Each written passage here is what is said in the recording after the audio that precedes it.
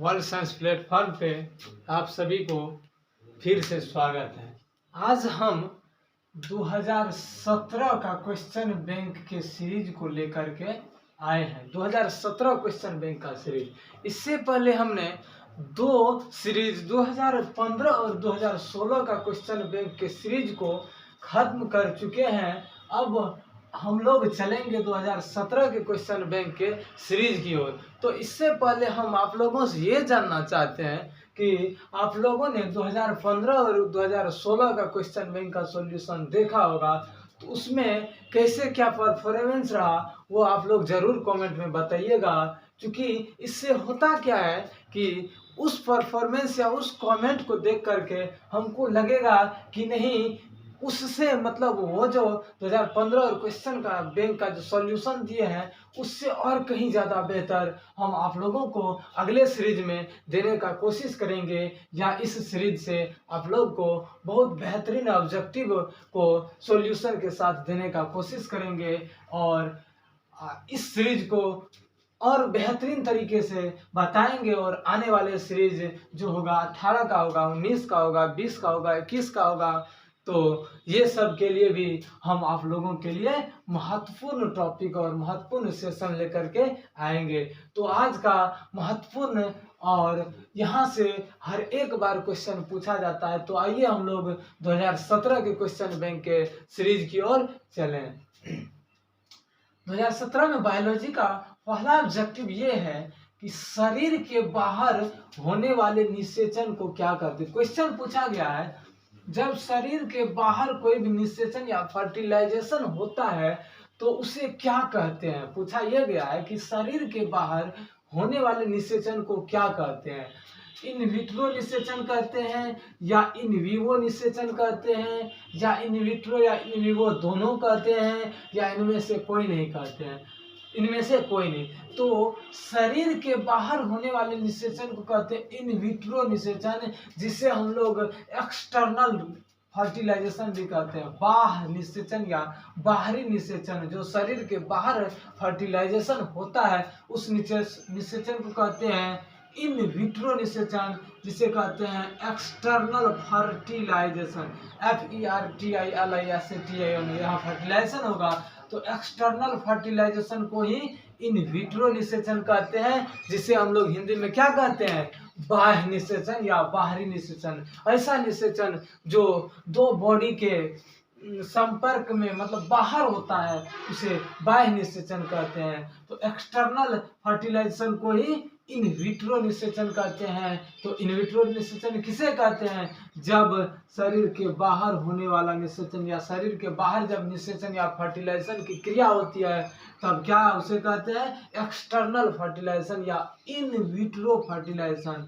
इसके अंतर्गत आता है मेढक। मेढक क्या होता है, यह मेढक में जो है शरीर के बाहर फर्टिलाइजेशन होता है। ये क्या है, एक जलीय जीव है। अधिकतर जलीय जीव में जैसे मेढक हो गया, मछली हो गया, छिपकली हो गया, अधिकतर जलीय जीव में, और शैवाल। मतलब कहने का मतलब है कि जब बाहरी निषेचन वैसे जीव में होता है जो अधिकतर जल में पाए जाते हैं, जैसे मेढक हो गया, मछली हो गया, जल में होता है। और लेकिन छिपकली में भी शरीर के बाहर होने वाले निषेचन होते हैं, और शैवाल में भी क्या होते हैं, शरीर के बाहर होने वाले निषेचन होते हैं। इसलिए एक्सटर्नल फर्टिलाइजेशन जो शरीर के बाहर होता है उसे इन विट्रो निषेचन कहते हैं, और जब शरीर के अंदर निषेचन होता है तब उसे इंटरनल फर्टिलाइजेशन या उसे इन विवो फर्टिलाइजेशन कहते हैं। शरीर के अंदर जब होता है तो उसे इन विवो फर्टिलाइजेशन कहते हैं, और जब शरीर के बाहर फर्टिलाइजेशन होता है तो उसे इन विट्रो फर्टिलाइजेशन कहते हैं। शरीर के बाहर इन विट्रो फर्टिलाइजेशन, और शरीर के अंदर जब होता है उसे इन विवो फर्टिलाइजेशन कहते हैं। तो शरीर के अंदर होने वाले निषेचन को इन विवो निषेचन, और शरीर के बाहर होने वाले निषेचन को इन विट्रो निषेचन कहते हैं। अब आइए, इन विवो निषेचन जो शरीर के अंदर होता है वह किस किस में होता है। जैसे स्तनधारी हो गया, स्तनधारी के अंतर्गत कौन आता है, मानव आता है। तो मानव में क्या होता है, शरीर के अंदर निषेचन होता है। और जानवर में क्या होता है, शरीर के अंदर निषेचन होता है। जैसे गाय, भैंस, कुत्ता, बकरी जो भी हो उसमें क्या होता है, शरीर के अंदर निषेचन होता है। पक्षी में क्या होता है, शरीर के अंदर निषेचन फर्टिलाइजेशन की क्रिया होती है।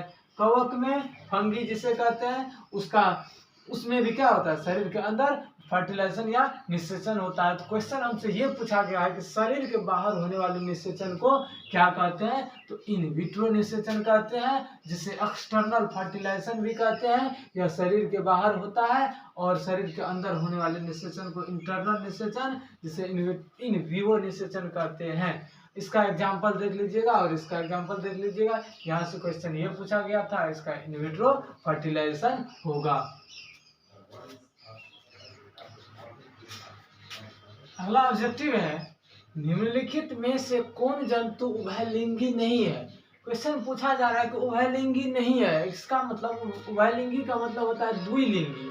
ऐसा जीव जिसमें मतलब मेल और फीमेल रिप्रोडक्टिव पार्ट एक ही बॉडी में हो, उसे ही कहते हैं उभयलिंगी या द्विलिंगी जीव। लेकिन यहाँ बोल रहा है कि ऐसा कौन सा इसमें जंतु है जो उभयलिंगी नहीं है, या जिसके पास जो है दोनों रिप्रोडक्टिव सिस्टम नहीं होते हैं।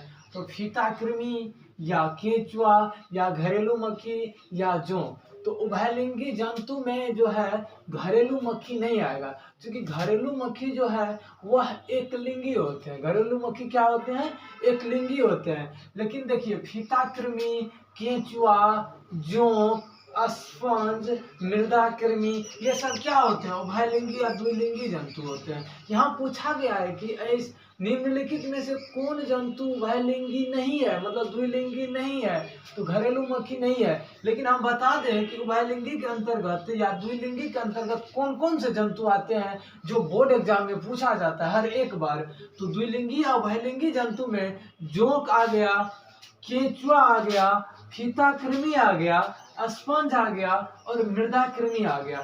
तो द्विलिंगी या उभयलिंगी जंतु में से केंचुआ जो है यह अधिकतर बार पूछा गया है 2016 के क्वेश्चन बैंक में, 2021 के क्वेश्चन बैंक में, या यहाँ देखिए 2017 के क्वेश्चन बैंक में पूछा यह गया है कि इनमें से कौन उभयलिंगी जंतु है, जिसमें से केंचुआ ऑप्शन रहता है। लेकिन यहाँ का क्वेश्चन है कि कौन जंतु उभयलिंगी नहीं है, तो घरेलू मक्खी क्या है, उभयलिंगी नहीं है। इसका मतलब यह एक लिंगी है, इसमें जो है मेल रिप्रोडक्टिव सिस्टम अलग और फीमेल रिप्रोडक्टिव सिस्टम अलग होता है। जैसे मानव हो गया, वह भी एक लिंगी है, क्योंकि मानव में भी मेल रिप्रोडक्टिव सिस्टम मेल के पास होता है और फीमेल रिप्रोडक्टिव सिस्टम फीमेल के पास होता है। तो उभयलिंगी जंतु के बारे में जान गए। अब कभी कभी पूछा जाता है कि इनमें से कौन उभयलिंगी पौधा है। उभयलिंगी पौधा कहने का मतलब द्विलिंगी पौधा है, जिसमें क्या जिस पौधा में मेल और फीमेल रिप्रोडक्टिव सिस्टम एक ही पौधा में होता है। तो वह पौधा है मटर, वह पौधा है सेम का पौधा,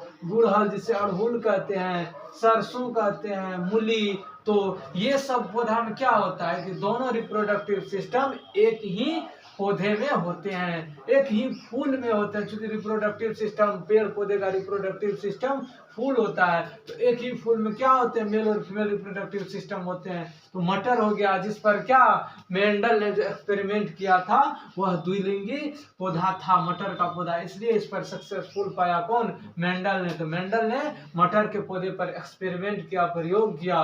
तो मटर भी क्या है, द्विलिंगी या उभयलिंगी पौधा है। सेम क्या है, द्विलिंगी या उभयलिंगी पौधा है। गुड़हल जिसे अड़हुल कहते हैं वह भी द्विलिंगी या उभयलिंगी पौधा है। सरसों, मूली, ये सब क्या है, द्विलिंगी या उभयलिंगी पौधा है। ये भी क्वेश्चन 2012 में पूछा गया है कि इनमें से कौन उभयलिंगी पौधा है। 2012 क्वेश्चन में आप जाके देख सकते हैं, वहां पर पूछा गया है। उसके बाद है एक लिंगी पौधा कौन कौन से है, जिसमें कि मेल मेल रिप्रोडक्टिव सिस्टम अलग होगा और फीमेल रिप्रोडक्टिव सिस्टम अलग पौधे में होगा। मतलब एक पौधे के फूल में मेल रिप्रोडक्टिव सिस्टम रहेगा, तो दूसरे पौधे में फीमेल रिप्रोडक्टिव सिस्टम रहेगा। तो एक लिंगी पौधे के अंतर्गत आता है मक्का, पपीता, नारियल, ये सब क्या होते हैं, एक लिंगी पौधा होते हैं। मक्का, पपीता और नारियल एक लिंगी पौधा होते हैं। लेकिन मटर, सेम, गुड़हल, सरसों, मूली, ये सब क्या है, द्विलिंगी पौधा के एग्जाम्पल है। तो यहाँ से भी क्वेश्चन डाला जाता है, यहाँ से भी क्वेश्चन डाला जाता है, तो इसको आप लोग ध्यान में रखिएगा। अगला और तीसरा ऑब्जेक्टिव ये है कि पुष्पासन खाया जाता है। पुष्पासन खाया जाता है। पुष्प पुष्पासन, मतलब पुष्पासन करने का मतलब होता है पुष्प का आसन वाला भाग किसका खाया जाता है, जिसे हम लोग इंग्लिश में थैलेमस कहते हैं। तो पुष्पासन खाया जाता है किसका, शरीफा का या सेब का या नारंगी का या इनमें से सभी का। तो पुष्पासन वाला भाग जो है जिसे थैलेमस कहते हैं वह सेब का खाया जाता है, मतलब सेब का जो है पुष्पासन वाला भाग खाया जाता है, इसलिए इसका आंसर हो जाएगा सेब। लेकिन यहाँ देखिए हमने दे रखे हैं कि बीज चोल, बीज चोल किसका किसका बीज चोल खाया जाता है, तो लीची का बीज चोल खाया जाता है, शरीफा का बीज चोल खाया जाता है, जायफल का बीज चोल खाया जाता है। बीज चोल को हम लोग क्या कहते हैं इंग्लिश में, एरिल वाला पार्ट कहते हैं। तो एरिल वाला पार्ट बीज चोल, लीची का एरिल वाला पार्ट खाया जाता है या बीज चोल खाया जाता है, शरीफा का एरिल वाला पार्ट खाया जाता है, जायफल का एरिल वाला पार्ट खाया जाता है। ये क्वेश्चन जो है आप लोग को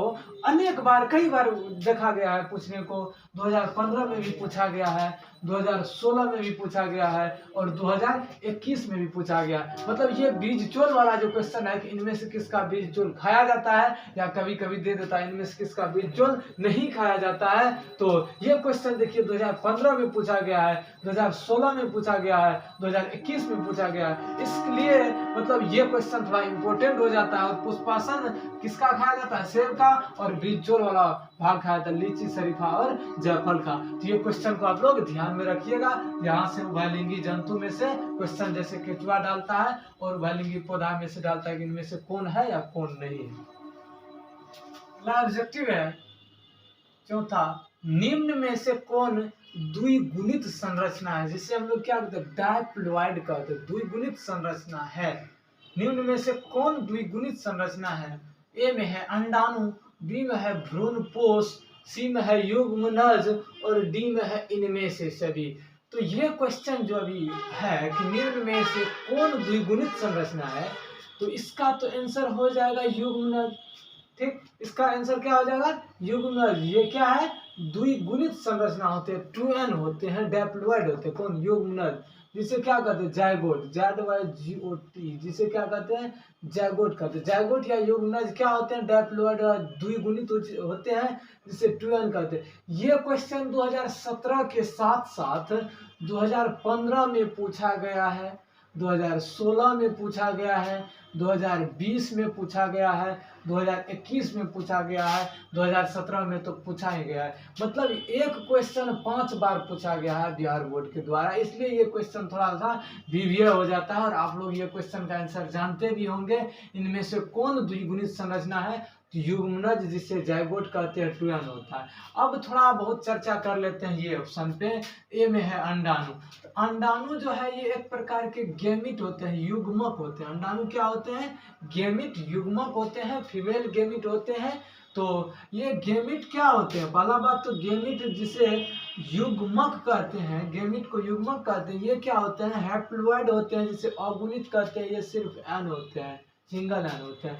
तो युग्मक जब हैप्लॉइड होते हैं, अगुणित होते हैं, तो अंडाणु तो युग्मक है, ये भी हैप्लॉइड अगुणित होगा ही। तो ये क्वेश्चन देखिए 2019 में पूछा गया, क्या पूछा गया है कि युग्मक क्या होते हैं, क्या युग्मक क्या होते हैं। ऑप्शन में दे दिया हैप्लॉइड, डायप्लॉइड, ट्राइप्लॉइड, इनमें से कोई नहीं।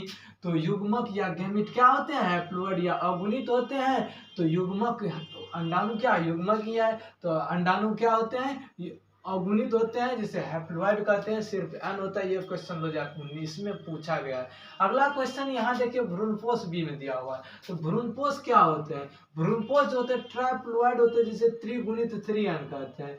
भ्रूणपोष क्या होते हैं, ट्राइप्लॉइड, त्रिगुणित होते हैं, 3n होते हैं। ये क्वेश्चन 2013 में पूछा गया है कि भ्रूणपोष क्या होते हैं, त्रिगुणित होते हैं, 3n होते हैं, ट्राइप्लॉइड होते हैं।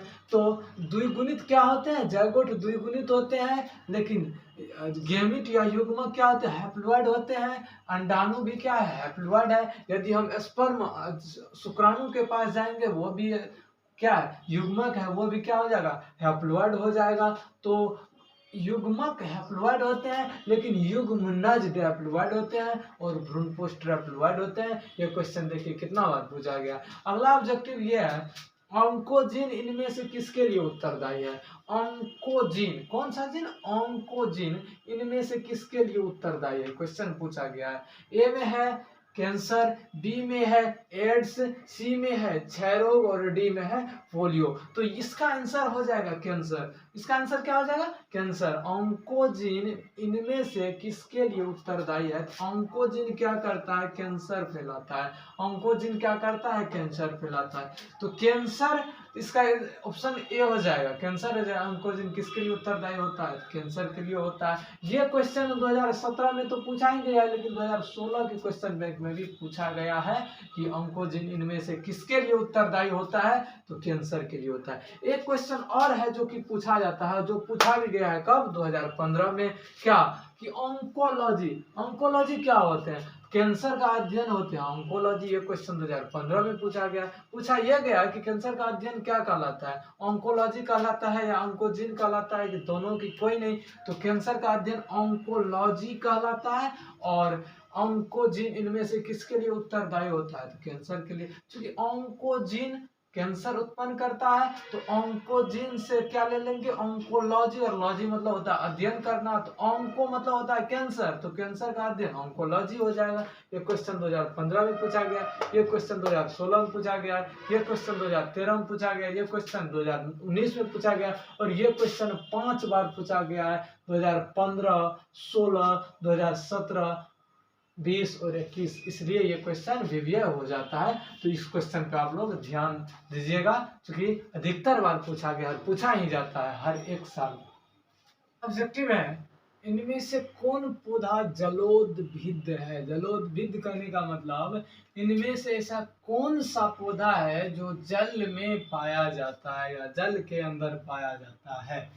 ए में है सिंघाड़ा, बी में है नागफनी, सी में है शीशम, डी में है एकेसिया। तो जलोदभिद पौधा के अंतर्गत सिंघाड़ा आ जाएगा। लेकिन देखिए यहाँ जलोदभिद पौधा के अंतर्गत सिंघाड़ा आ जाएगा। ये क्वेश्चन 2017 के साथ साथ 2021 में भी पूछा गया है कि निम्न में से कौन पौधा जलोदभिद है? सिंघाड़ा।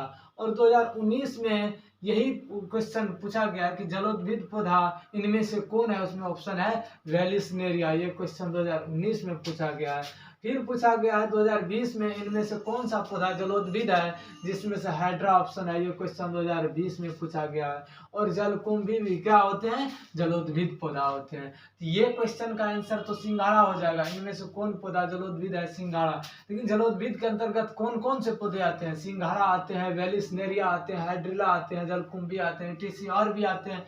ये क्वेश्चन 2021 में पूछा गया है, 2017 में भी पूछा गया। ये क्वेश्चन 2019 में और हाइड्रिला वाला 2020 में पूछा गया है। लेकिन सवाल ये उठता है कि नागफनी जो है ये कौन सा पौधा है? शीशम जो है ये कौन सा पौधा है? एकेसिया जो है ये कौन सा पौधा है? तो ये देखिए नागफनी और एकेसिया जो है यह मरुस्थलीय पौधा है। नागफनी और क्या एकेसिया क्या है? मरोदभिद पौधा। मरोदभिद, मरोदभिद पौधा। कौन सा पौधा? मरोदभिद पौधा होता है। कौन? नागफनी और एकेसिया। लेकिन शीशम तो हम लोग जानते हैं कि स्थलीय पौधा होता है, जिसे हम लोग शीशम कहते हैं या शीशम कहते हैं। तो नागफनी और एकेसिया मरोदभिद पौधा है, सिंघाड़ा जलोदभिद पौधा है, और शीशम स्थलीय पौधा है जो कि स्थल पे पाया जाता है। अगला ऑब्जेक्टिव ये है कि दूध से दही बनने या बनाने में किस जीवाणु का उपयोग किया? जीवाणु मतलब क्या होता है? बैक्टीरिया होता है। कभी कभी ये भी क्वेश्चन पूछा जाता है, दूध से दही बनाने में किसका उपयोग किया जाता है? जीवाणु, विषाणु, कवक, इनमें से कोई नहीं, तो जीवाणु का। लेकिन अब यहाँ ये पूछा जा रहा है कि जीवाणु का तो उपयोग होता है, लेकिन जीवाणु का नाम क्या है जो दूध से दही बनाने के लिए उसका उपयोग क्या है? तो उस जीवाणु का क्या नाम है? तो उस जीवाणु का नाम है लैक्टोबैसिलस। क्या नाम है? लैक्टोबैसिलस। ये क्वेश्चन कई बार पूछा गया है। 2017 के साथ साथ 2015, 16 और सब ईस्वी में ये क्वेश्चन हर एक बार पूछा गया है। 2015 में भी पूछा गया है, 2016 में भी पूछा गया है, 2021 में भी पूछा गया है। ये क्वेश्चन कौन सा? दूध से दही बनने में किस जीवाणु का उपयोग होता है? ये क्वेश्चन हर एक बार पूछा गया। दूध से दही बनने में किस जीवाणु का उपयोग? तो लैक्टोबैसिलस का उपयोग। अगला ऑब्जेक्टिव है, इनमें से कौन सा रक्त समूह सार्वभौमिक रक्त दाता है? यहाँ रक्त दाता वाला पूछ रहा है कि सार्वभौमिक रक्त दाता मतलब ऐसा ब्लड ग्रुप, ऐसा रक्त समूह जो सभी को ब्लड दे सकता है, सभी ग्रुप वाले को ब्लड दे सकता है। तो वो क्या होगा? ओ, ब्लड ग्रुप ओ जो है वह सार्वभौमिक रक्तदाता के नाम से कहलाता है या जाना जाता है। सार्वभौमिक रक्तदाता मतलब ऐसा ब्लड ग्रुप जो हर एक ब्लड ग्रुप वाले को अपना ब्लड दे सकता है, और लेगा तो सिर्फ ओ वाले से लेगा। लेकिन कंडीशन ये भी यहाँ है, सार्वभौमिक रक्तदाता के अंतर्गत ब्लड ग्रुप ओ निगेटिव को रखा जाता है। कौन सा ब्लड ग्रुप को?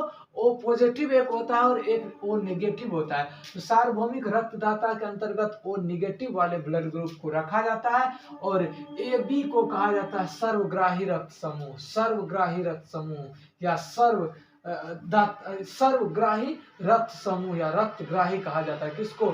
ए बी को। लेकिन इसमें भी कंडीशन है कि ए बी पॉजिटिव वाले को सार्वभौमिक रक्तग्राही समूह कहा जाता है। मतलब क्या? हर किसी भी ब्लड ग्रुप से यह ब्लड ले सकता है, और देगा तो सिर्फ ए बी पॉजिटिव वाले को ही देगा। ये क्या करता है? सर्वदाता, मतलब कि ये जो है ओ निगेटिव सभी को ब्लड ग्रुप दे सकता है, और लेगा तो सिर्फ ओ निगेटिव वाले से ही। और ए बी पॉजिटिव में ये है कि यह सर्वग्राही कहलाता है और सभी से ले सकता है, लेकिन देगा तो ओ बी या ए बी पॉजिटिव को ही देगा। तो इसका क्या हो जाएगा? इनमें से कौन रक्त समूह सार्वभौमिक रक्तदाता होता है? ओ हो जाएगा। और यदि ओ में भी पूछा जाएगा ओ पॉजिटिव या ओ नेगेटिव, तो ओ नेगेटिव ले लेंगे।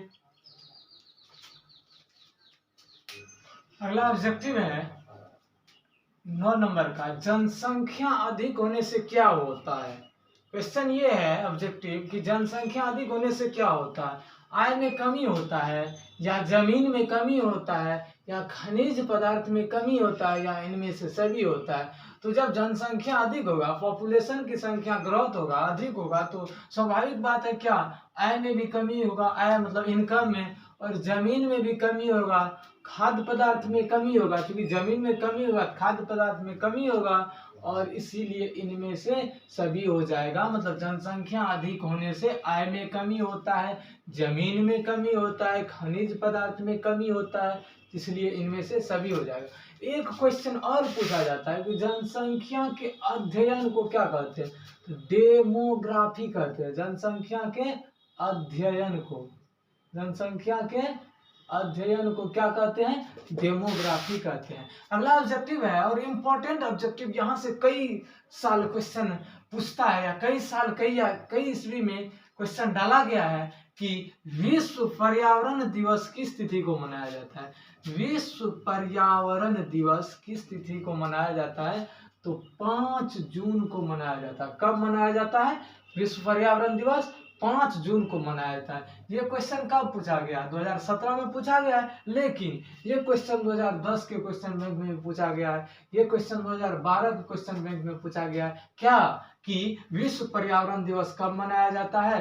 5 जून को मनाया जाता है। 2017 के साथ साथ 2010 में भी पूछा गया था, और 2012 में भी पूछा गया था। अगला ऑब्जेक्टिव ये ध्यान में रखना है, कभी कभी ये पूछता है कि विश्व जनसंख्या दिवस कब मनाया जाता है? ये रहा विश्व पर्यावरण दिवस, ये है विश्व जनसंख्या दिवस। तो विश्व जनसंख्या दिवस 11 जुलाई को मनाया जाता है। कब मनाया जाता है? विश्व जनसंख्या दिवस 11 जुलाई को मनाया जाता है। अगला ऑब्जेक्टिव है कि विश्व स्वास्थ्य दिवस WHO वर्ल्ड हेल्थ ऑर्गेनाइजेशन जो है, उसके अनुसार विश्व स्वास्थ्य दिवस कब मनाया जाता है? 7 अप्रैल को। WHO का जो गठन हुआ था 7 अप्रैल को ही हुआ था 1948 ईस्वी में। कब? 1948 ईस्वी में विश्व स्वास्थ्य संगठन का गठन हुआ था। तो तब से क्या हो रहा है? विश्व स्वास्थ्य दिवस मनाया जा रहा है। कब? 7 अप्रैल को। अब है अगला ऑब्जेक्टिव, और ये ऑब्जेक्टिव भी कई बार पूछा गया है, विश्व एड्स दिवस कब मनाया जाता है? तो विश्व एड्स दिवस कब? 1 दिसंबर। यहाँ देखिए, ए से क्या हो जाएगा?